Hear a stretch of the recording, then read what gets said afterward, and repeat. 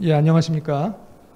지역 문화공간 창출 교육 프로그램 문화의 날 행사를 시작하겠습니다. 저는 교대 사회교육과 전진성 교수입니다. 오늘 문화시민과 공화주의라는 주제로 강연을 듣겠는데요. 오늘 강연을 해주실 분은 조승래 청주대 명예교수님이십니다. 조승래 교수님은 이 공화주의에 관한 한 우리 국내의 최고 전문가시고요. 그 서강대 사학과에서 공부하시고 박사 학위를 받으셨고요. 여러 책들을 쓰셨는데요. 18세기 공화주의 연구로 박사 학위를 받으신 이후에 공화국을 위하여 공공성 담론의 지적 계보 등 이 공화주의와 관련된 아주 여러 권의 책을 쓰셨고요. 그리고 또 저희 한국서양사학회 회장님을 역임하셨고, 또 문화사학회 회장님, 호서사학회 회장님을 역임하신 아주 국내의 대표적인 서양사학자시고요. 또 여러 가지 참여 활동을 많이 하셨습니다. 그래서 민교협 공동의장을 하셨고, 또 현재는 사립학교 개혁과 비리 추방을 위한 국민운동본부 대표를 지금 역임하고 계십니다. 아주 학문과 실천에 있어서 정말 둘도 없는 분이십니다. 오늘 강연에 응해 주셔서 진심으로 감사드립니다. 그러면 조승래 교수님 소개하겠습니다. 네. 네. 안녕하십니까. 방금 소개받은 조승래라고 합니다. 오늘 제가 강의할 내용은 이 공화주의라는 그 이념인데, 여러분들이 아마 공화국이라는 말은 평소에 자주 들어보셨을 겁니다. 우리나라 헌법에 대한민국은 민주공화국이다 라고 되어 있고, 또 그런 게 몇 년 전에는 그 길거리에서 대한민국은 민주공화국이다 하는 그 외침도 많이 들렸었고요. 근데 우리가 민주주의, 자유주의 이런 이념들에 대해서는, 이념과 제도에 대해서는 평소에 많은 공부를 해왔습니다만은 공화주의라는 그 이념은 좀 생소하실 겁니다. 공화주의 하면은 공화국을 건설해서 살아야 된다, 뭐 그런 뜻으로 받아들여서, 공화국이면은 상식적으로 우리가 생각할 때 일본이나 뭐 스웨덴이나 뭐 이런 나라들처럼, 태국이나 이런 나라들처럼 왕이 있지 않고 시민들이 뽑는 대표가 나라의 그 최고 통치권자가 되는 나라, 이런 걸 공화국이라고 한다. 단순히 이렇게만 생각들 하시는데 그거보다 조금 더 깊이가 있는 이념이라는 말씀을 드리고 싶습니다. 그리고 그것이 우리 역사를 통해서, 인류 역사를 통해서 형성되어 온 그 개념이라는 겁니다.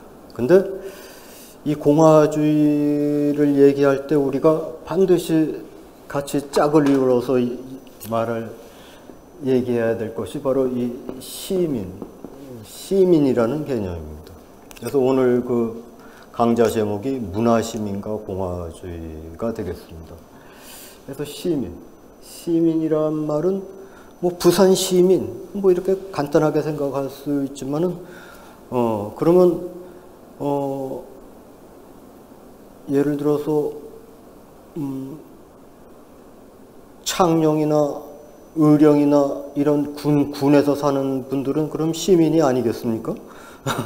그렇지 않습니다. 그분들도 다 시민이죠. 그래서 이 시민을 저는 60년대 그 초등학교를 다녔고 70년대 중고등학교를 다녔는데, 제가 그 초등교육, 중등교육을 받을 때만 하더라도 우리나라 그 사회교과서의 이름이 공민이었습니다. 공민. 그래서 공민 시간이다. 뭐 지금은 이제 이게 다 사회로 바뀌었죠. 근데 이 시민이라는 거는, 이 시민과 공민은 이 동의어입니다. 즉 공민은 뭐겠습니까? 공의 반대말은 사 아닙니까? 그래서 공사 구분을 철저히 해야 된다 하는 그때 사. 그래서 이 공민의 반대말은 사인이겠죠, 사인. 사인은 뭐의 준말인가 하면 사적 개인. 개인이라는 말의 그 준말이고, 공민은 공적 시민의 준말이 이제 공민입니다.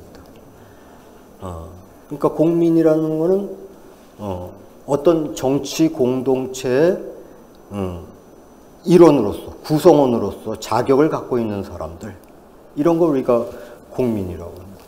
사적 개인은 그냥 우리 자연적으로 우리가 인간 그 자체로서 살아가는 그 인간.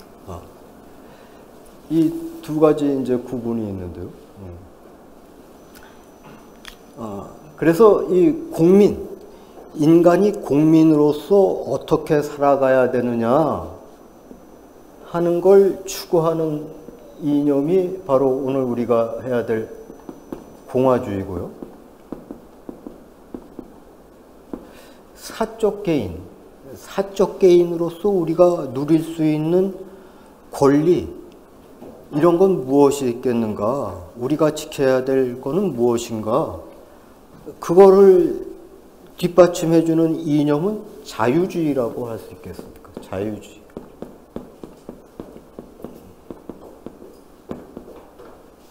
자유주의. 그래서 우리 인간들이 살아가는 데는 일단 사적 개인으로서 자기가 누려야 될 권리와 행복을 누릴 수 있는 그러한 그 개인으로서의 그 사적 개인이란 측면이 있고, 동시에 우리는 사적 개인이면서 동시에 우리가 속해 있는 어떤 공동체, 우리와 운명을 같이 해야 되는 그 공동체의 구성원으로서 우리는 어떤 의무가 있는지, 또 우리가 해야 될 지켜야 될 윤리는 어떤 것이 있는지, 그런 걸 추구하는 것이 공화주의라고 할 수 있겠습니다. 그래서 이제 우리가 보통 말하는 민주주의는 이 두 가지 측면을 다 구현을 해야 되는 겁니다. 그런데 여러분들께서 잘 아시다시피 동서양을 막론하고 이 절대 권력, 과거의 그 역사에서 절대 권력은 대부분 그 왕들이 행사를 했었죠. 우리나라 그 조선시대의 왕들이라. 뭐, 여러분들이 세계사 시간에 배운 뭐 프랑스의 루이 14세, 뭐 이런 사람들, 이런 그 절대 군주들이, 그 절대 권력을 가지고 공동체를 그야말로 지배하던 그러한 시대. 그런 시대는 우리가 그 사적 개인으로서 누려야 될 권리, 또 사적 개인으로서 추구해야 될 그 행복, 이런 것이 많이 제약을 받았기 때문에 그런 그 절대 왕정 체제, 절대 권력 체제, 전제 군주 체제를 극복하는 과정에서 특히 이 강조된 것이 이 자유주의 측면이죠.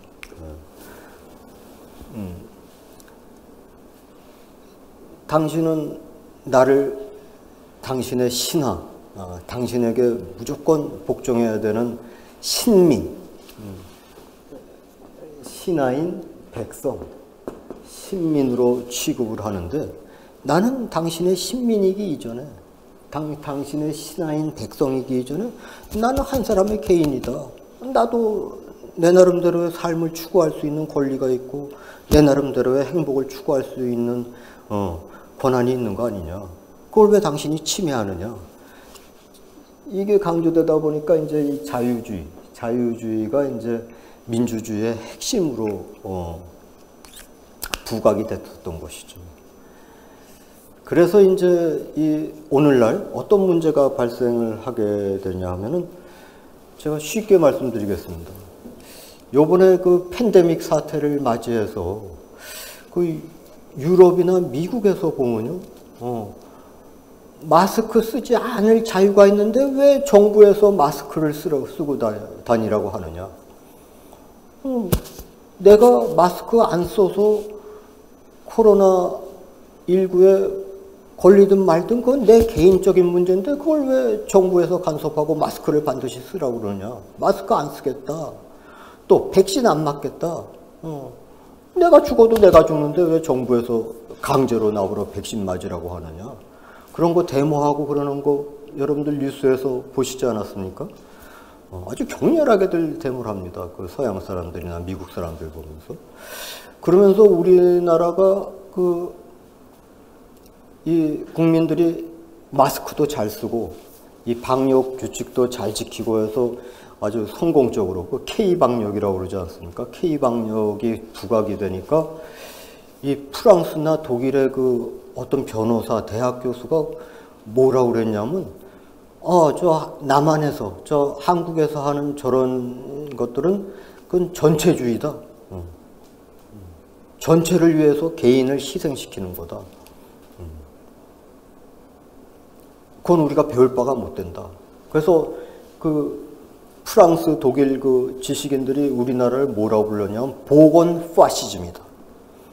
보건을 빙자해서 공공의 보건을 지켜야 된다. 이걸 빙자해서 무조건 국민이면 무조건 마스크를 써라. 국민이면 무조건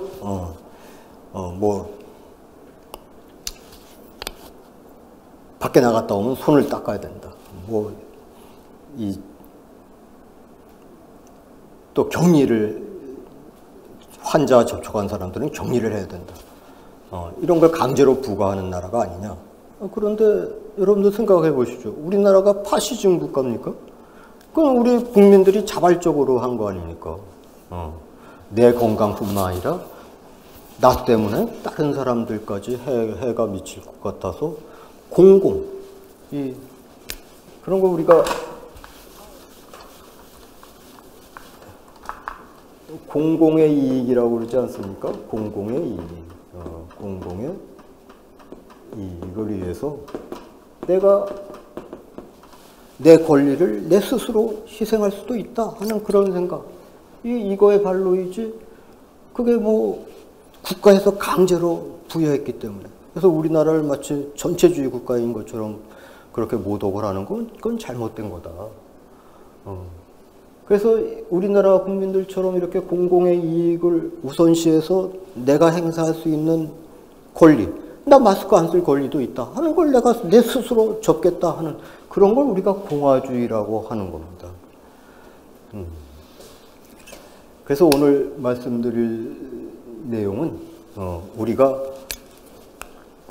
문화심, 우리가 개명된 사회에 문화시민이라는 것을 자초하기 위해서는 물론 자유주의도 필요합니다. 내 개인이 남의 간섭과 남의 방해를 받지 않고 누릴 수 있는 권리를 추구하고 내가 추구할 수 있는 행복을 내 스스로 나는 이걸 행복하다고 생각한다 하는 걸 내 스스로 규정해야겠다는 그 자유주의도 중요하지만은 그야말로 문화시민이 되기 위해서는 그 자유주의와 함께 공화주의도 우리 사회에서 반드시 요청되는 그러한 이념이다 하는 걸 오늘 말씀드리려고 하는 겁니다.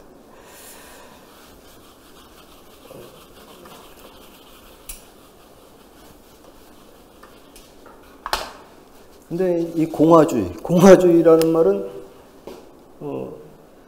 이 영어로 하면 리퍼블리카니즘이라고 그러는데요. 이건 영어의 그 리퍼블릭. 우리 공화국을 갖다 영어로 리퍼블릭이라고 하지 않습니까? 근데 불어나 독어나 다 비슷비슷합니다. 리퍼블리크, 리퍼블리카, 이렇게 다. 근데 이 리퍼블릭이라는 거는 고대 로마 사람들이 그 자신들의 그 언어인 그 라틴어,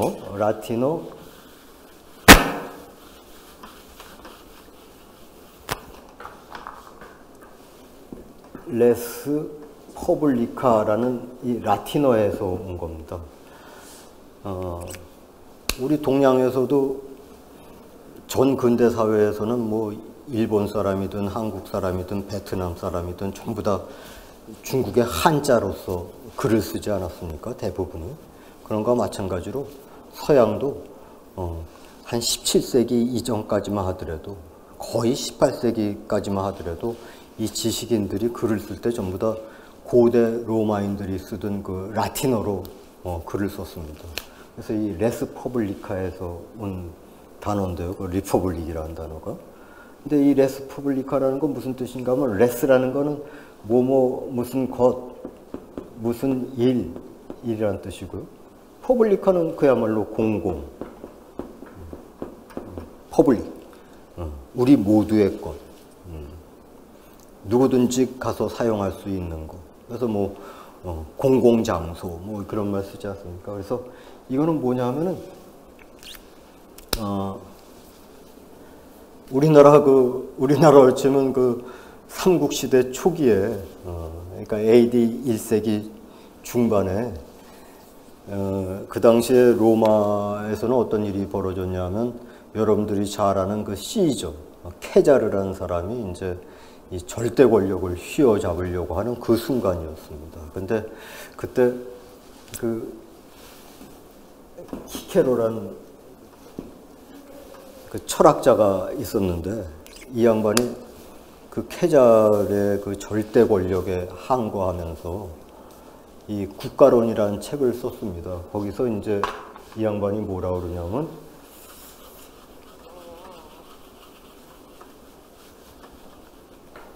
나라라는 게 뭐냐? 인간이 구성해서 살고 있는 이 나라. 우리나라, 순수한 우리나라 말로 하면 나라죠. 한자어로 쓰면 국가. 나라, 국가라는 게 뭐냐? 그건 바로 레스 퍼블리카다. 즉 공공의 것이다. 즉 나라는 한 사람의 것, 혹은 힘 있는 소수의 것이 아니라 우리 모두 공공의 것, 공공의 것이다. 즉 우리 모두가 참여해서 나라 일을 어떻게 이끌어 나가야 될지 결정하고 나라를 운영할 수 있는 공공의 것이다. 즉 개인의 것, 그 공동체 일부에 속해 있는 것이 아니라 우리 모두에게 속해 있는 것이다. 그런 의미로 쓴 겁니다. 그러면서 이 양반은 또 뭐라고 그랬냐면, 레스 퍼블리카는 또 인민의 것이다.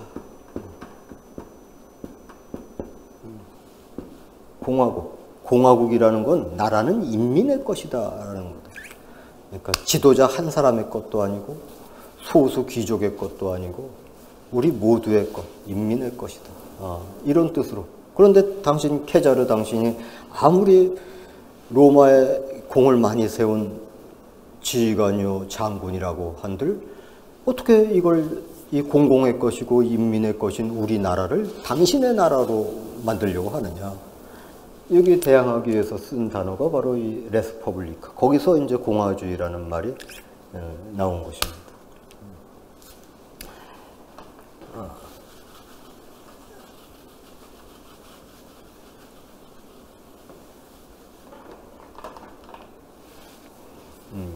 그런데 이 키케로, 이 로마의 철학자였던 키케로 이 선생님이 나라는 공공의 것이다. 여기서 이제 공공의 것, 레스 퍼블리카.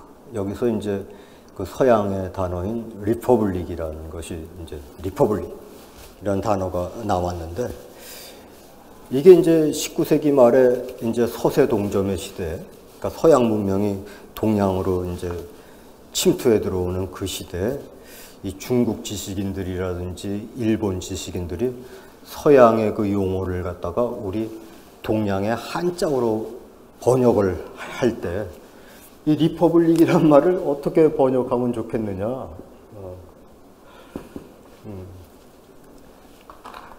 그래서 어떤 사람은 이걸 무리중자를 써서 중국, 즉 공공의 것이다 하는 거니까 이건 중국, 무리의, 그러니까 한 사람, 특출한 한 사람. 뭐 예를 들면 뭐 일본 같은 경우는 이등방문, 뭐 우리나라 같으면 뭐 이승만, 뭐 저 뭐야 중국 같으면 손문 같은 그런 특출한 어떤 한 사람의 것, 또 아니면 그 귀족의 것이 아니라 우리 무리, 이 나라를 이루는 그 무리들의 것이다 해서 중국이라고 번역을 하기도 했는데, 어떻게 이제 결정을 받냐면은 이걸 한자로 공화국 이렇게 번역을 했습니다. 근데 이게 어떻게 보면 이제 이 공자는 공동의 일이다 할 때 이 공자 아닙니까? 공동의 화는 평화화자. 그러니까 공동이 모여서 화평하게 뭔가 결정해서 나라를 움직이는 게 공화국이다. 이렇게 그래서 그런 뜻으로 이렇게 썼을 거다라고 생각하시겠지만 그런 뜻은 아니고요. 어떤 동양에서 어떤 일이 있었냐면 한 BC 8세기에 그 주나라 시대에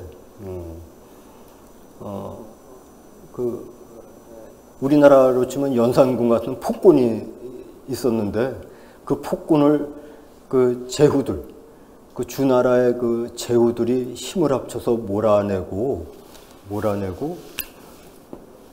그 주나라는 봉건 국가이기 때문에 그 왕실의 그 연이 있는 사람들한테 이렇게 각 지역마다 분봉을 해줬습니다.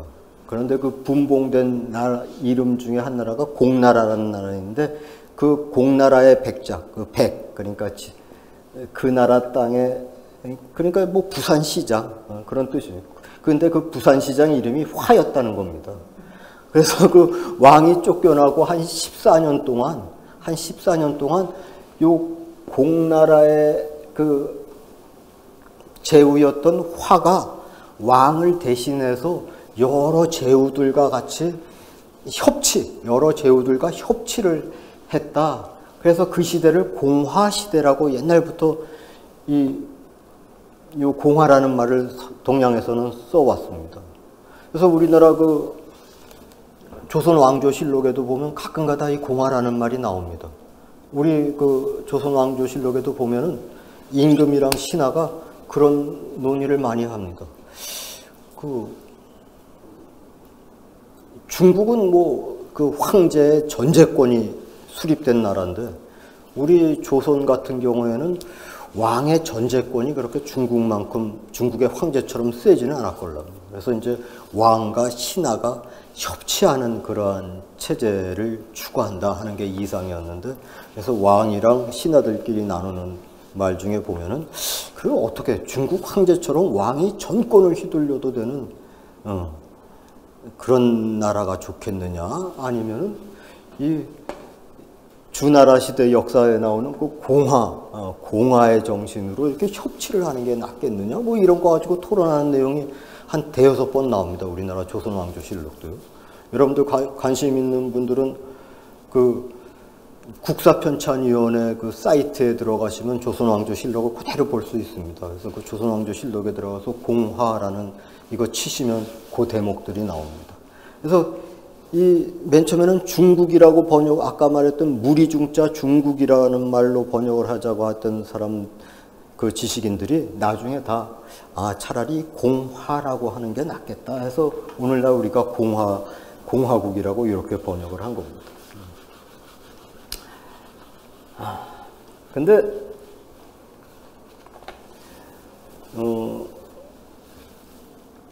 이 키케로, 이 AD 1세기 때 그 사람이었던 그 키케로, 우리나라 역사로 치면은 뭐 유리왕, 고구려의 유리왕, 신라 같으면 뭐 석탈해, 뭐 이런 사람들이 활동하던 바로 그 시대인데, 이 키케로 선생은 누구한테 영향을 받았냐면 고대 그리스의 그 지식인들로부터 영향을 받은 사람입니다. 그래서 고대 그리스 그 소크라테스부터 여러분들 다 배웠다시피 소크라테스부터 그 철학이 인간 철학이 시작이 되지 않았습니까? 근데 그런 고대 그리스의 그 철학을 집대성한 사람은 여러분들 다 배우셨습니다. 저는 이 사람 이름을 국민학교 4학년 때 1964년에 처음 들어왔습니다. 우리 국민학교 1964년도 저처럼 국민학교 다니시는 분들은 그 도덕 시간인가 거기에 아리스토텔레스라는 분 이름을 배웠습니다.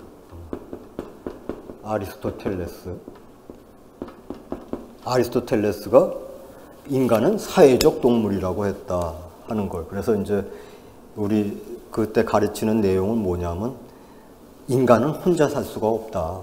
그러니까 친구들이랑 친하게 지내야 된다. 서로 도와주고 서로 아껴주고 서로 보살펴주고 그렇게 살아야 된다. 그래서 그게 아마 국민학교 그 당시에 도덕책인가 사회책에 나왔습니다. 고대 그리스의 철학자였던 아리스토텔레스는 인간은 사회적 동물이라고 했습니다. 근데 이 아리스토텔레스가 말한 그 사회적 동물이다라는 건 뭘 번역한 거냐면 그리스 말로 준 폴리티콘.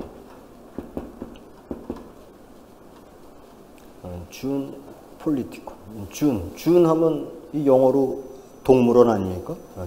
동물이다. 폴리티콘이라는 거는 정치 공동체, 폴리스. 그러니까 나라입니다, 나라. 우리나라 말로 하면 나라. 나라에서 사는 사람이다. 그러니까 혼자서는 못 산다. 나라에서 같이 살아야 된다. 혼자서는 도무지 인간은 살아갈 수가 없다. 이거 뭐 쉬운 말입니다.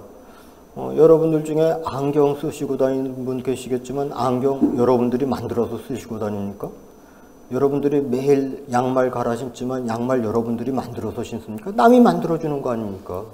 그러니까 이 여러 직업이 분화된 어떤 공동체, 어떤 나라에서 그 나라의 한 구성원으로서밖에 인간은 살 수가 없다. 혼자서는 자기 삶을 유지할 수가 없다. 맞지 않습니까? 이 옷 어떻게 제가 만들어서 입고 다닐 수가 있습니까? 제가 쌀 키워서 제가 그 밥을 먹을 수 있습니까? 아니면 샘을 파서 샘물을 마십니까? 다 다른 사람들이 한 거 서로 나는 이걸 내고 너는 이걸 내고 해서 그 협동, 분업을 통해서 우리가 사는 거 아닙니까? 그래서 그걸 우리나라 사람들이나 그 일본 지식인들이 그걸 사회적 준 폴리티콘을 사회적 동물이라고 번역을 했는데 그거는 원래대로 하면 정치적 동물이 맞습니다. 폴리틱스가 정치라는 거 아시잖아요. 정치적 동물이다. 즉 정치적 동물이라는 건 뭐냐면 나라를 구성해서 즉 국가를 구성해서 국가의 한 구성원으로서밖에 살 수가 없다. 아리스토텔레스가. 그러면서 이 양반은 뭐라고 그랬냐면은 이게 아주 중요한 얘기입니다.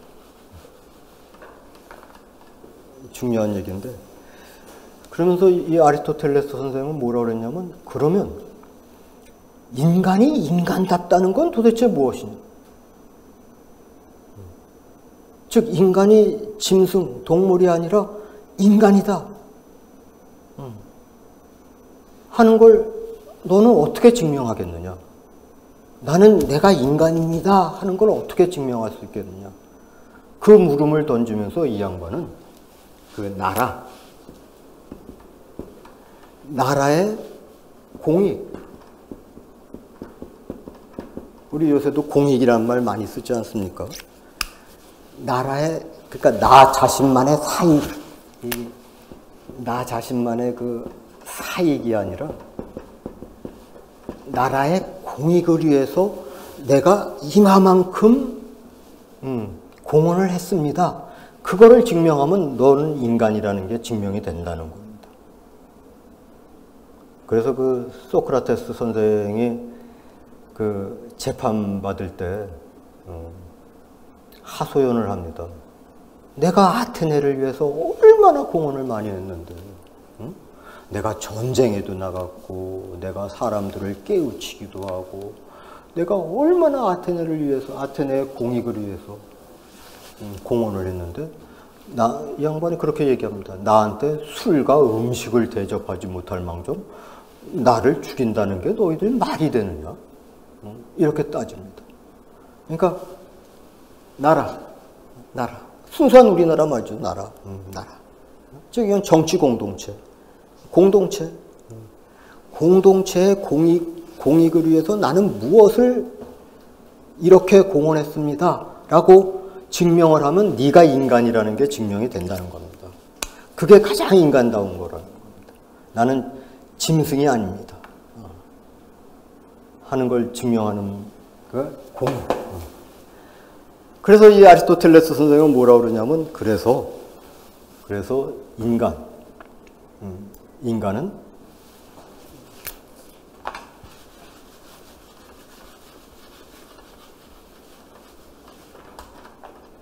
우리 인간. 근데 이게 한자가 아주 절묘하죠. 왜 사람 인자 하나만 써도 되는데 왜 간자를 쓰겠습니까? 서로 간자. 서로 모여 살아서 서로 돕고 산다는 그 뜻입니다. 이게 인간. 인간이 인간다운 거는 좋은 시민이 될 때. 즉, 이 시민이라는 게 뭐라고 그랬죠?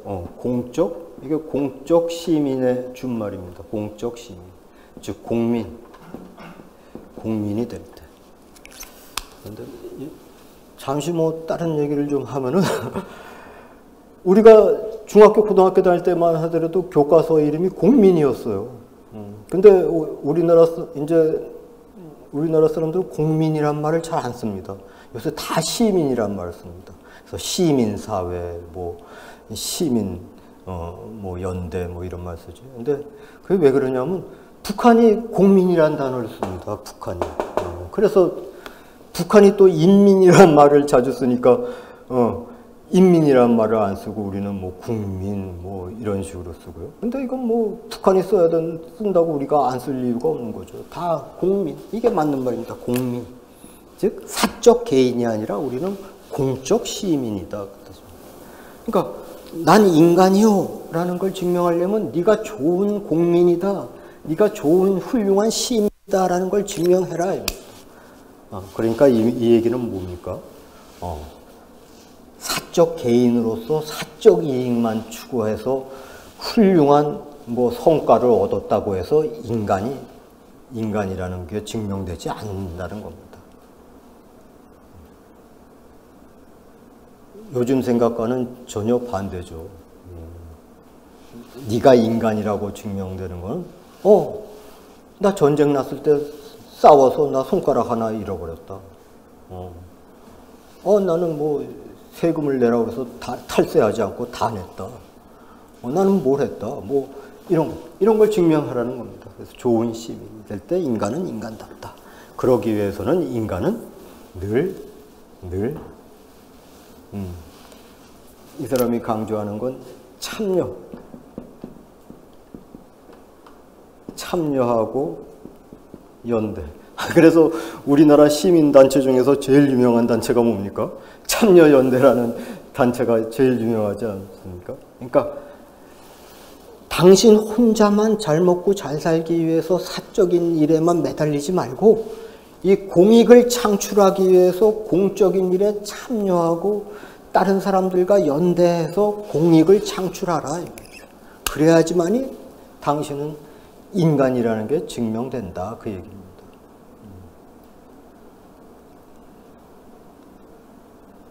그래서 키케로 선생이 나라라는 거는 공공의 것이다 라고 규정을 했을 때 그 공공의 것이라는 거는 바로 이 의미를 포함하고 있는 겁니다. 내포하고 있는 겁니다. 즉 대한민국은 민주공화국이다 라는 우리나라 헌법의 1조에 그렇게 돼 있는 거는 우리나라에는 왕이 없다 단순한 이 뜻이 아니라 우리나라는 공공의 것이다. 따라서 우리나라에 사는 사람들은 당신이 인간이라면 우리나라의 공익을 창출하기 위해서 당신만의 일에만 집착하지 말고 당신의 그 사익을 창출하는 데만 집착하지 말고 참여하고 연대해서 공익을 창출하는 데 힘써라. 그래야지 우리나라가 민주공화국이다. 그걸 나타내는 겁니다. 그러니까 참여, 연대. 그래서 제가 아까도 얘기했지만 오늘날 같은 팬데믹 사태가 일어났을 때, 내가 마스크를 안 써서 내가 코로나에 걸리고 말고는 내 문제지? 왜 당신들이 간섭을 하십니까? 왜 나보고 강제로 마스크 쓰라고 합니까? 왜 나한테 강제로 백신 맞으라고 합니까?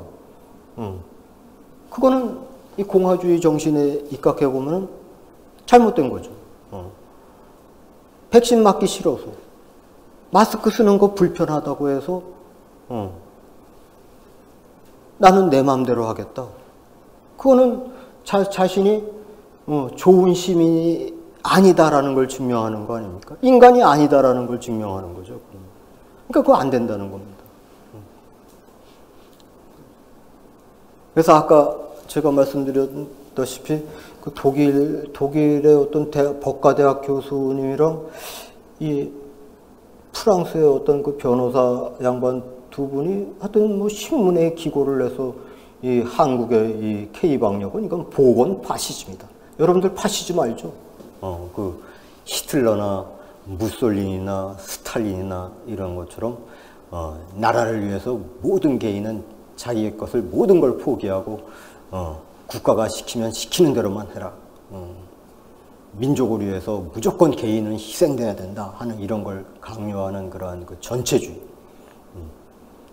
이건 전체주의 국가다 이렇게 규정하는데 그렇지가 않다는 겁니다. 우리는 전체주의가 아니라 우리 시민들이 구현했던 거는 공화주의 이념입니다. 대한민국은 민주공화국이니까 대한민국에서 인간이 인간답게 살려는 걸 증명하기 위해서는 공익을 창출하는데 뭔가 우리가 참여하고 연대해야 된다. 팬데믹이 일어나니까 나 마스크 쓰는 거 불편하고 마스크 사기 위해서 내 돈도 들어가지만 나 그런 건 희생하고 내가 받아들일 수가 있다. 그런 게 바로 공화주의라는 겁니다. 그래서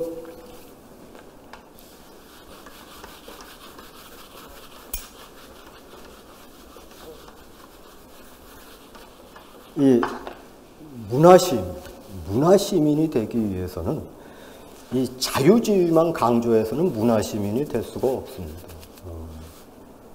공화주의도 같이 따라가면서 이 양자가 균형을 이루어야 됩니다. 그래서 여러분들한테 제가 공화주의와 자유주의의 그 차이점을 좀 말씀드리겠습니다. 자유주의는 그 핵심 모토가 나를 내버려 둬. 영어로 말하면 leave me alone.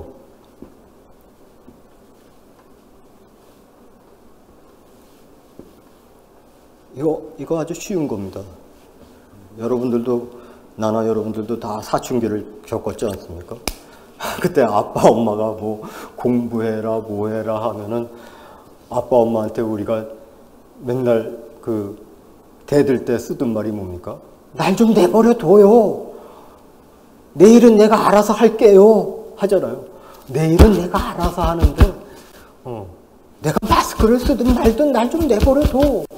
코로나 걸리든 말든 내가 걸리는 거 아니야. 이게 자유주의의 핵심입니다. 나를 내버려 둬. Leave me alone. 즉 방해하지 마. 간섭하지 마. 우리 중고등학교 다닐 때 엄마 아빠 제일 싫었던 때가 맨날 엄마는 왜 날 그렇게 간섭해? 아빠는 왜 날 그렇게 이래라 저래라 아빠는 왜 나한테 왜 그래? 그러지 않습니까? 그게 바로 자유주의입니다. 근데 요 자유주의의 핵심을 정의한 분이 누구냐 하면은 여러분들이 다 고등학교 때, 중학교 때 배운 분입니다. 여러분들 고등학교 윤리 시간에 다 배우셨어요, 이거. 존 스튜어트 밀이라는 19세기 영국의 그 지식인이 자유론이라는 책을 썼다는 거 다 배우시지 않았습니까? 거기서 존 스튜어트 밀 이 양반이 주장하는 게 이겁니다. 이 양반이 예를 듭니다. 어떤 예를 들으냐? 자기 친구가 있는데 나쁜 길로 가는 거예요. 선생님이 엄마 아빠가 학원 가라는데 학원 안 가고 컴퓨터 게임 가게 가서 컴퓨터 게임이나 하고 있고 막 그러면 친구가 그러지 마. 너 공부 좀 해야지. 거기 가서 맨날 그렇게 게임이나 이상한 게임이나 하면서 이렇게 돈을 허비하고 그러면 돼? 안 돼. 그러지 마. 하면서 걔를 나는 네 친구니까 너 내 말 좀 들어 하고 이 컴퓨터 방에 게임하러 들어가는 친구를 못 들어가게 방해하면서 끌어내는 거. 이게 좋은 일이냐 나쁜 일이냐는 겁니다. 여러분들 어떻게 생각하십니까? 나쁜 일이라는 겁니다. 존 스튜어트 밀은. 그건 그 아이가 알아서 할 일이라는 겁니다.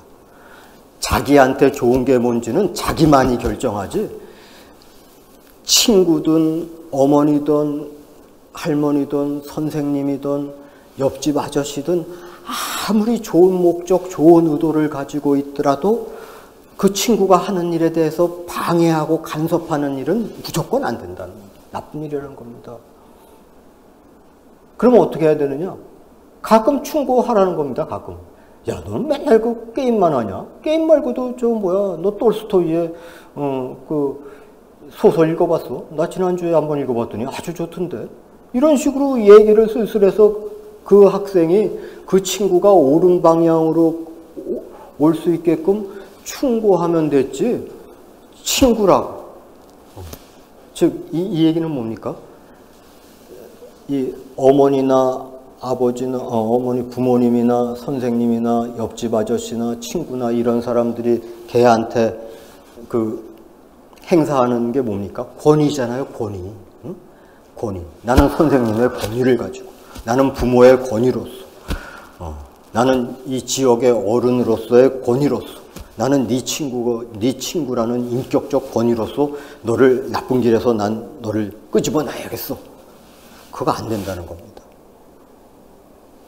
단지 얘기만 해서 그 사람이 알아서 좋은 길로 갈 수 있게끔 해야 된다는 겁니다. 그러면서 이 존 스튜어트 밀 이 선생님은 뭐라고 그러시냐 하면은 인간은 다 이성을 가진 동물이기 때문에, 이성을 가진 존재이기 때문에 그렇게 강제로 좋은 일 하라고 시키지 않아도 무엇이 좋은 일이라는 거는 알아낼 수 있다는 겁니다. 그래서 거기에 간섭하면 안 된다는 겁니다. 이게. 이해되시죠, 여러분? 그게 바로 자유주의입니다. 그래서 이 자유주의에서 말하는 자유는 방해하지 말라는 겁니다. 간섭하지 마, 방해하지 마. 내가 알아서 할 거야. 우리가 맨날 하던 말 아닙니까? 중학교, 고등학교 다닐 때 엄마, 아빠한테 내가 알아서 할게 그러잖아요. 존 스튜어트 밀 선생님은 그게 맞다는 겁니다. 그게 바로 자유주의의 길이라는 겁니다. 그래서 내가 지금은 아마 잘못된 길로 나갈 수 있어도 나는 이성을 갖고 있어서 어느 순간에는 내가 여태까지 잘못 살았구나 하고 알고 다시 좋은 길로 갈 수 있는 능력이 충분히 있기 때문에 개인의 선택에 대해서 절대로 친구로서의 권위, 선생님으로서의 권위, 부모로서의 권위, 지역 어른으로서의 권위를 행사하지 말라 하는 게 자유주의의 핵심입니다. 그러니까 이건 공화주의랑은 좀 다르죠. 공화주의는 뭡니까? 공화주의는 이런 겁니다. 근데 이건 제 말이 아니라 또 선생님들이 다 잘 아시는 분입니다. 선생님들 몇 년 전에 이 마이클 샌델이라는 그 하버드 대학 교수가 정의란 무엇인가라는 책을 써서 우리나라에서 공전의 베스트셀러가 된 적 있죠. 기억나시죠? 근데 이번에 샌델 교수님이 이 팬데믹 사태가 났을 때 그렇게 프랑스, 독일의 그 지식인들이 한국은 보건 파시즘이다 이렇게 비판했을 때 가장 강력하게 반발하신 분이 샌델 교수님입니다. 무슨 얘기냐? 어디다 대고 한국을 파시즘 국가라고 그러냐? 한국 시민들이야말로 그야말로 문화 시민이다. 이건 공화주의적 가치를 실현하는 거다. 국가에서 강요 안 해도 스스로 마스크 쓰고 다니고. 백신 맞겠다고. 백신 접종률이 우리나라가 제일 높다는 거 아닙니까? 백신 맞고. 왜? 나 혼자 살면야 내가 마스크 안 써도 되지만 남과 같이 살기 때문에 공동체의 일원으로서 나는 내 의무를 수행해야 된다 하는 그 생각. 그래서 이 샌델 선생은 뭐라고 그러냐면 자유주의에서 말하는 그 자유, 방해받지 않을 자유, 그거는 자유가 아니라 욕망의 노예가 되는 거라는 겁니다. 욕망의 노예. 내가 하고 싶은 거 내 맘대로 하는데 내가 하고 싶은 내 욕망의 노예가 되는 거지. 그게 어떻게 그게 자유를 누리는 거냐. 근데 이 마이클 샌델 선생님이 하신 이런 말씀은 또 여러분들 다 배운 분들입니다. 여러분들 중학교 고등학교 때 그 윤리 시간에 배울 때 뭐 서양 지식인들이 한 유명한 말들 기억나는 거 있죠. 내일 지구가 망하더라도 오늘 나는 사과나무를 심겠다. 누가 얘기했습니까? 스피노자. 그런 거 배웠잖아요. 바로 그 스피노자 선생이 한 얘기가 이 얘기입니다. 자기가 하고 싶은 대로 하겠다는 거는 그건 욕망의 노예가 되는 거지 그건 자유로운 게 아니다. 즉 인간이 진정 자유롭다는 거는 자기가 하고 싶은 것을 자기가 하고 싶은 것이 공익에 부합되느냐 부합하지 않느냐를 자기가 따져 물어야 될 능력이 있을 때 인간은 비로소 자유롭다 이 말입니다. 무조건 내가 하고 싶으니까 내 마음대로 하겠어 하는 건 자유가 아니라 나는 이걸 하고 싶은데 내가 이걸 하는 게 우리 공동체의 공익에 부합하는 것인가? 내가 마스크 쓰기 싫고 마스크 살려면 또 슈퍼까지 가야 되고 또 돈도 들고 그런데 나 마스크 쓰기 싫어 하고 한 그 생각을 근데 내 이런 생각이 우리 공동체의 공익에 부합하는 것일까? 이렇게 한번 성찰을 해볼 때 그때 비로소 인간은 자유로운 인간이 된다는 겁니다. 이 양반들 얘기는. 내 욕망이 공익에 부합되는 것인가?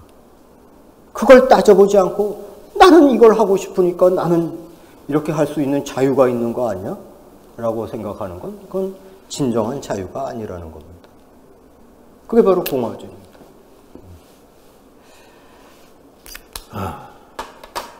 그래서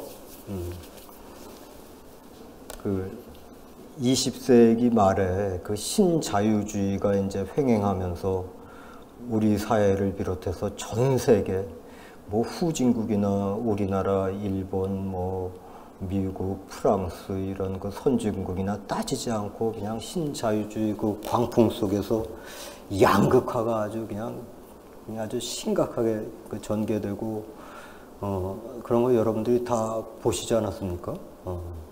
그때 이제 서양의 지식인들이 너무 민주주의 체제에서 산다고 해서 너무 자유주의만 강조하면 안 되겠다. 이 공화주의도 우리가 다시 한번 새겨봐야겠다.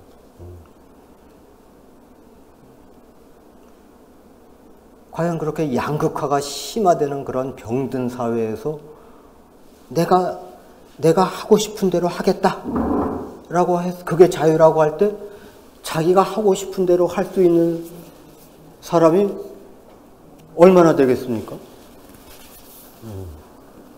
그래서 이 마이클 샌들 같은 분은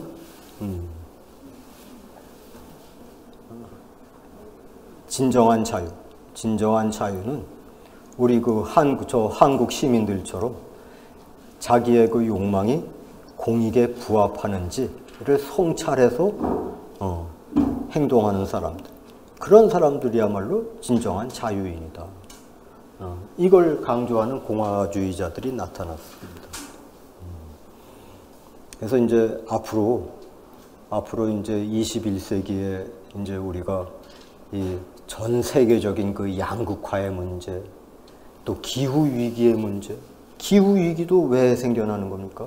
우리 인간이 자기의 욕망을 성찰하지 않고 자기 욕망을 끝까지 추구하다 보니까 환경이 파괴되고 자원은 고갈되고 거기에 따라서 기후의 변동이 생기고 오늘날과 같은 생태적인 위기가 닥치는 거 아닙니까? 그러니까 우리의 욕망이 우리가 하고 싶은 것이 공익에 부합되는 것인가 아닌 것인가 부합되지 않는가 그걸 한번 따져볼 수 있는 그러한 그 도덕적 자정 능력을 우리가 스스로 갖출 때 그때 비로소 인간은 자유롭다. 즉 우리는 우리 혼자만 산다고 치면 뭐 자기가 하고 싶은 대로 다 해도 되겠지만 우리는 어차피 공동체 안에서 공동체의 일원으로서 살 수밖에 없지 않느냐, 인간은. 그러니까 이 공화주의, 이 측면을 우리가 좀 강조해야 된다. 이런 그 지식인들이 많이 나왔습니다. 그래서 우리가 진정한 그 문화 시민이 되기 위해서는 이 자유주의도 중요합니다. 왜냐하면 이 자기 자신의 일을 자기 자신이 자주적으로 결정하겠다 하는 걸 뭐 강제하면 안 되는 거죠. 그거는 강제를 하게 되면 이제 북한과 같은 그 전체주의 사회가 되는 거죠. 그래서 자유주의도 중요하지만 그러나 이 공화주의적인 측면 이것도 우리가 반드시 다시 한번 성찰해보고 실천해 나가도록 해야겠다 하는 게 이 공화주의라고 말씀드릴 수 있겠습니다.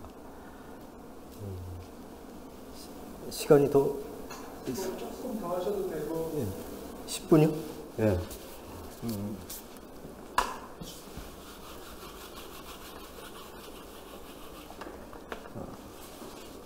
그래서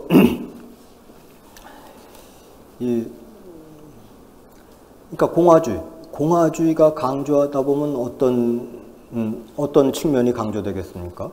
예를 들어서 재분배의 문제, 우리 양극화를 막기 위해서 사회가 창출한 그 재분배, 그 사회가 창출하는 그 부재부를 특정 부분이 독점이나 과점해서는 안 되고 이거를 재분배할 수 있는 어떤 틀을 갖춰야 된다. 근데 자유주의 측면에서 보면 그건 안 되는 거죠. 그렇죠.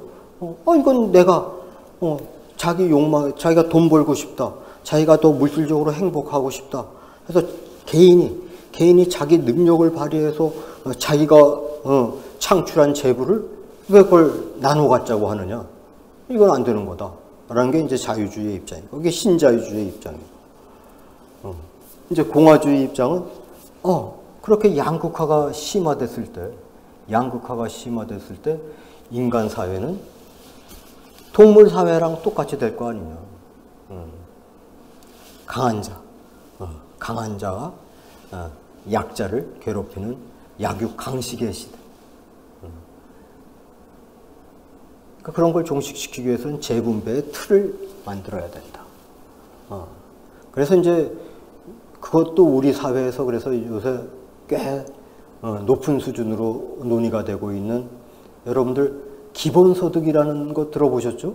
그래서 그 우리나라의 그 보수 정당인 국민의힘도 그 김종인 씨가 대표로 있을 때 기본소득을 그 정강에 포함을 시켰습니다. 그 기본소득이 뭐냐면 양극화의 그 사회적 비극을 막기 위해서는 모든 국민한테 국가가 일정한 양의 재부를 일단 기본적으로, 즉 인간으로서의 삶을 최소한도를 보장할 수 있는 그 기본소득을 제공을 해야겠다 하는 그런 거라든지.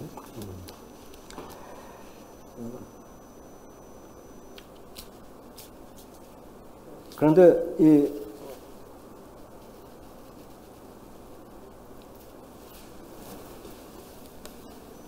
요새 와서 이제 특히 강조되는 건 뭐냐면은 지금 우리 전 세계적으로, 우리나라뿐만 아니라 전 세계적으로 가장 그 심각한 아젠다가 어떤 이 양극화를 어떻게 극복해야 될 것인가, 또 이 기후 위기, 생태 위기를 어떻게 극복해야 될 것인가, 이거 아닙니까?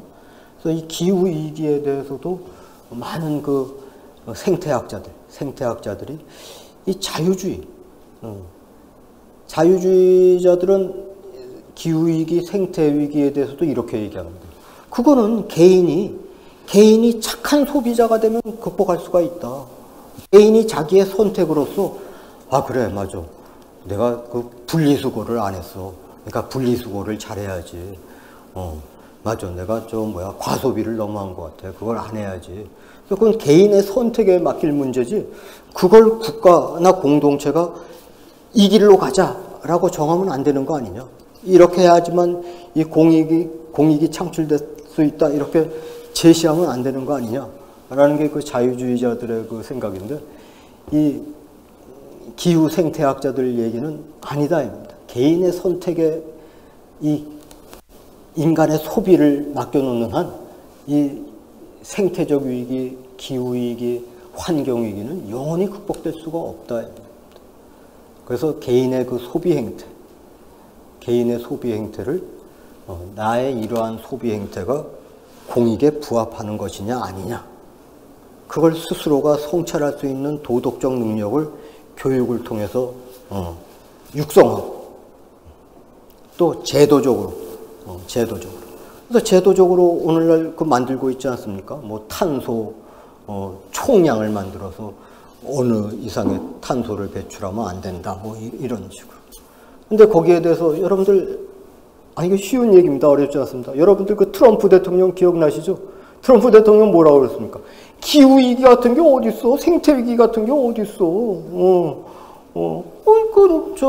미국 소비자들이, 자기들이 알아서 통조림이 맛있으면 맛있는 거 선택해서 맛있는 거 많이 사먹고, 그러면서 자기들이 알아서 되는 거지, 그런 게 없다. 어떻게 그걸 갖다가 그래서 그 트럼프 대통령은 그 미국의 그 파리 협약, 우리 전 세계 나라들이 파리에 모여서 탄소 총량을 결정을 하고, 각 나라마다 어떻게 이걸 줄일 것인지 프로그램을 제시하고 어떤 협약을 갖다 거기서 탈퇴하지 않았습니까, 이 양반은? 그거는 소비자들이 알아서 할 문제지, 그걸 왜 국가에서 또 세계 기구에서 그걸 간섭하느냐?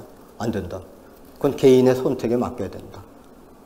근데 이제 거기에 대해서 오늘날 대부분의 우리 문화 시민들, 그러니까 상식을 가진 시민들은 어떤 일정량의 규제가 필요하다. 근데 그 규제는 우리의 자유를 침해하는 것이 아니라 우리의 욕망이 공익에 부합되는지 안 되는지 그걸 한번 따져보는 거지, 그게 우리 자유를 침해하는 건 아니지 않느냐. 근데 트럼프 대통령 같은 분들은 우리 개인의 자유를 침해한다고 보는 거고. 그래서 이게 바로 공화주의와 자유주의의 그 차이점입니다. 그래서 우리 사회에서도 이제 이 공화주의, 우리가 우리 대한민국이 대한민주공화국의 준말인데, 우리가 공화국 안에 산다는 거는 공화주의를 실현하면서 살아야 된다는 걸 의미하는데, 그걸 너무 우리가 뭐라 그럴까, 망각이란 말이 맞겠죠. 망각하면서 민주공화국. 민주공화국이라는 건 북한처럼 그렇게 사는 게 아니라 우리 마음대로 사는 거 아니야? 우리 마음대로 말할 수 있고, 우리 마음대로 행동할 수 있고, 우리 마음대로 소비할 수 있고, 우리 마음대로 그림 그릴 수 있고, 이런 게 민주공화국 아니야? 이렇게 생각할 수가 있는데, 그것보다는 조금 차원이 높은 얘기다. 즉 우리 스스로가 내가 이걸 하고 싶은데 이것이 과연 공익에 부합되는가? 이걸 한번 따져 물을 수 있는 그 성숙한 문화 시민이 될 때 비로소 우리나라가 민주공화국이 된다 하는 그 얘기를 제가 오늘 말씀드렸습니다. 네, 질문 있으십니까? 네, 조승래 선생님, 네, 잘 들었습니다. 사실 공화주의가 저도 공부하다 보니까만 너무 어려운 이념인데 이렇게 쉽게 설명해 주셔가지고 이제 쏙 그냥 이해가 된 것 같습니다. 한 가지 질문을 드릴 텐데요.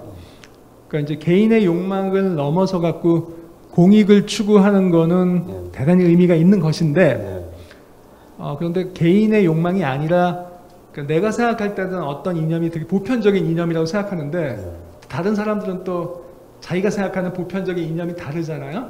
그럼 서로 이제 다른 이념들, 그러니까 욕망이 아니라 서로 옳다고 생각하는 이념들이 서로 다를 경우에 그것이 이렇게 화합된다고 하는 것은 사실은 화합이 아니라 어떤 이념을 배제시키는 걸 수 있잖아요. 그래서 이렇게 해서 서로 나름대로 설득력이 있는 다른 이념들이 서로 갈등을 빚을 때 어떻게 하는 게 공화주의적인 것인가, 아니면 달리 얘기하면은 공화주의라는 것이 이럴 경우에는 별로 설득력이 없는 것인가, 이런 걸 좀 혹시 설명 부탁드립니다. 네.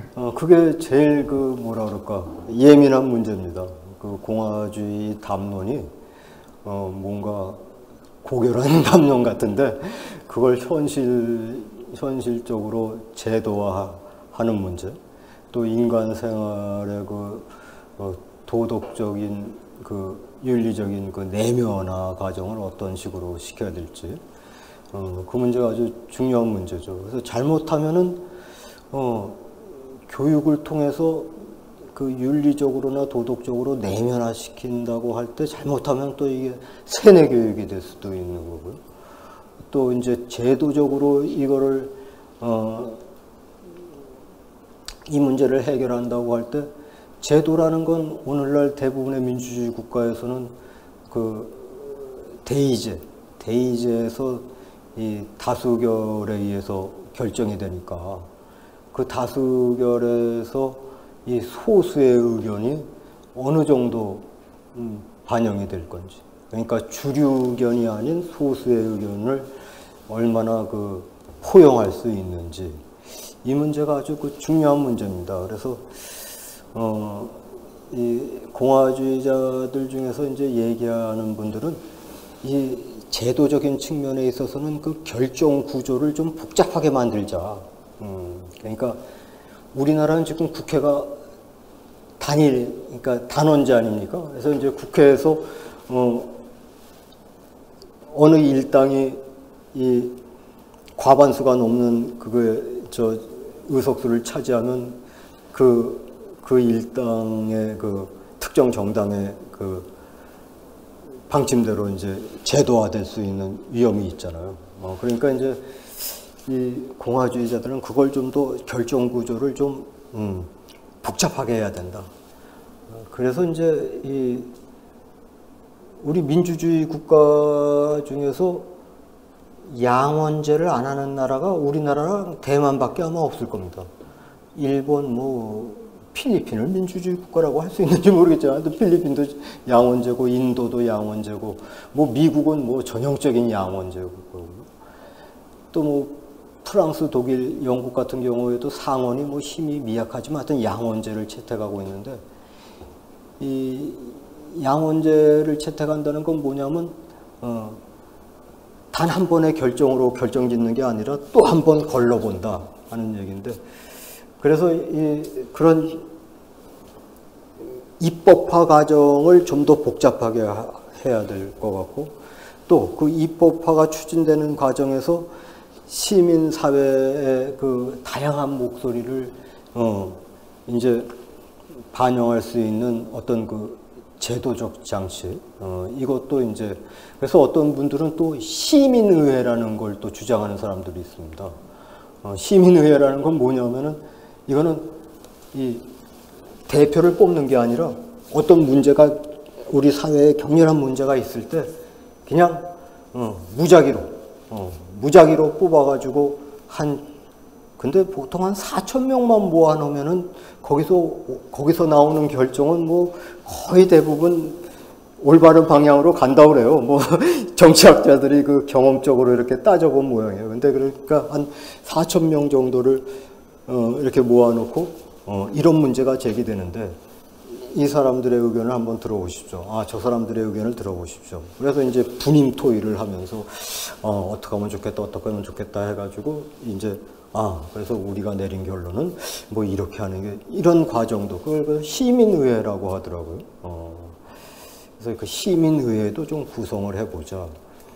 그래서 이 견제와 균형을 좀 더 복잡하게, 단순 구조가 아니라 복잡 구조를 만들어서 어떤 그 결정 구조를 좀 좀 정밀하게 좀 해보자. 이런 얘기를 하는 사람들도 있고요. 그 다음에 이제 제일 문제되는 게 이 샌델 선생님은 그래서 이 공화국을 뭐라 그러냐면, 우리 육성한다는 말 많이 쓰지 않습니까? 육성적 공화국이란 말을 씁니다, 이 양반은. 육성적 공화국. 그러니까 공화국은 가만히 있어도 공화국이 되는 게 아니라는 겁니다. 문화시민을 육성해내는 공화국이 돼야 된다는 겁니다. 그러니까 교육을 통해서 내가 사적 개인이기도 하지만은 동시에 공적 시민이기도 하구나. 그래서 나는 사적 개인으로서는 내가 하고 싶은 거를 내 마음대로 하고 싶지만은 공적 시민으로서는 내 그러한 욕망이 과연 공익에 부합되는 것인지를 따져볼 수 있는 그 도덕적 능력을 육성을 해야 된다. 그런 적극적인 공화국이 돼야 된다. 근데 이제 이건 자유주의 체계에서는 말이 안 되는 거죠. 왜냐하면 좋은 게 뭐냐, 무엇이 좋은 것이냐를 결정할 수 있는 건 오로지 개인의 선택이지. 아까도 존 스튜어트 밀 선생님이 말씀하셨다시피 그 어떤 권위로도 개인의 그 선택에 관여해서는 안 된다. 그러면은 이게 개인의 그 이성적인 결정 구조가 왜곡된다 이 말입니다. 그렇게 하다 보면은 자기가 나한테 좋은 게 무엇일까? 우리한테 좋은 게 무엇일까? 자기가 자꾸만 생각하면서 그걸 선택해 나가야 되는 그런 도덕적 능력을 함양시켜 나가야 되는데 자기 스스로.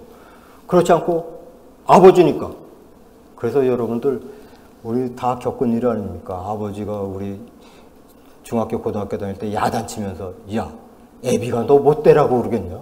애비가 다 너 잘 되라고 그러는 거지. 그러면서 야단치시지 않잖아요. 야단치시잖아요. 그러니까 그러면 안 된다는 겁니다.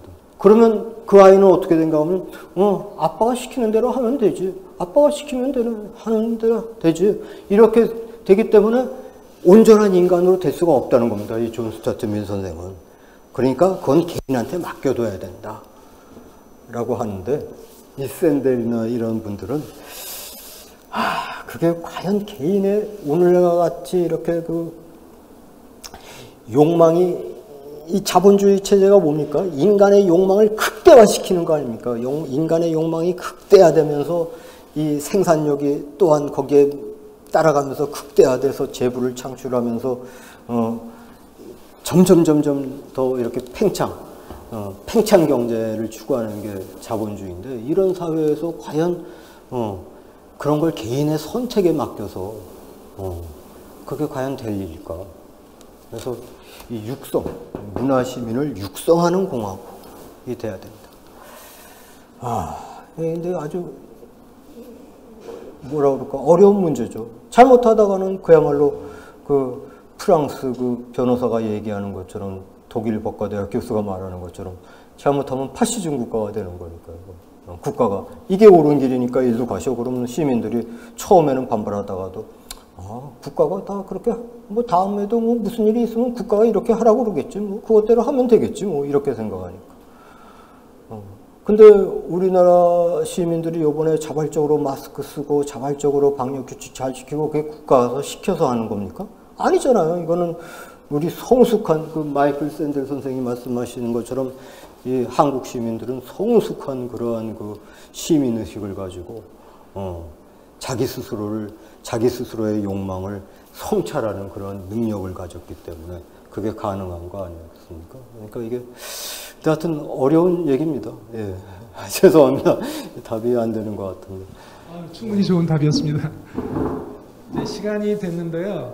오늘 조승래 교수님 공화주의에 대한 설명 정말 잘 들었습니다. 사실 우리가 민주공화국이란 말을 많이 하면서도 사실 공화주의에 대해서 별로 배워본 적이 없는 것 같아요. 우리 교육과정에서도 사실 공화주의에 대한 교육은 대단히 좀 부족하지 않나 싶은데요. 오늘 아주 좀 쉽게 공화주의 요체를 잘 설명해 주셔서 정말 감사드립니다.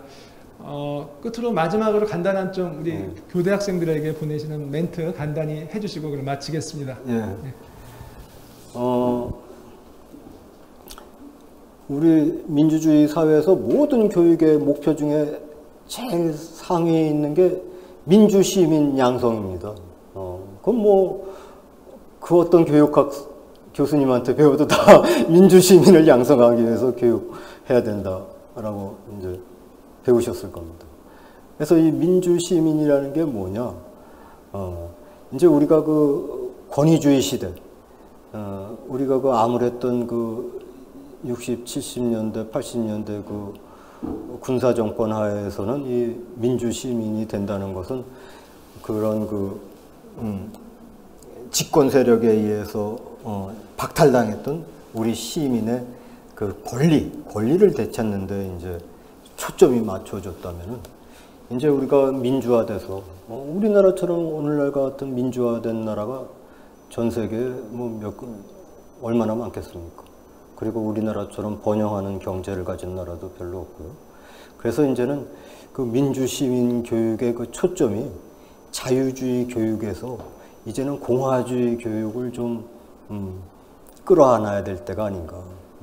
학생들한테 어렸을 때부터 우리는 개인, 나는 대한민국의 시민권을 가진 시민이기 이전에 나는 한 사람의 개인이다. 그것도 맞는 얘기지만 동시에 나는 한 사람의 개인이지만은 나 혼자 살아갈 수가 없다. 나는 우리 인간의 그 정치 공동체의 일원으로서 그 구성원으로서 그 공익을 창출하면서 살아갈 수밖에 없다 하는 이 부분에 좀 더 초점을 맞춰서 여러분들께서 교사가 되셔서 그러한 그 교육을 좀 해주셨으면 하는 것이 제 소박한 바람입니다. 감사합니다. 네, 감사합니다.